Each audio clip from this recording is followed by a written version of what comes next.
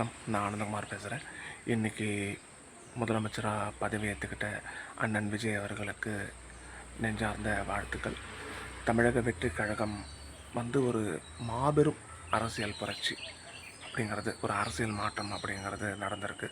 தொண்டர்கள் அனைவருக்கும் என்னுடைய வாழ்த்துக்களை நான் தெரிவித்துக் கொள்கிறேன்.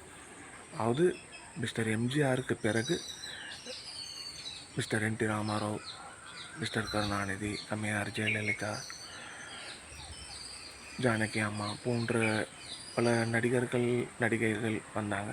ஆனால் முதலமைச்சர் அந்த ஸ்டேட்டஸுக்கு வந்தது ஒரு ஃபினாமினல் ஒரு அண்ணன் விஜய் அவர்கள் ஆயிருக்காங்க. உண்மையிலே மிக மிக மகிழ்ச்சி.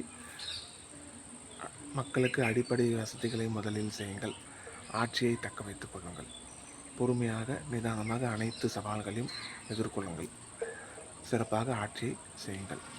மக்கள் இந்த வாய்ப்பு கொடுத்துருக்காங்க. ஒரு மிகப்பெரிய ஒரு அரசியல் புரட்சின்னே நம்ம சொல்லலாம். ஸோ இந்த அரசியல் புரட்சி ஒரு இந்த மாற்றம் நல்ல மாற்றமாக இருக்கணும் அப்படின்னு நான் ஆசைப்பட்றேன். வாழ்க தமிழகம், வாழ்க பாரதம்.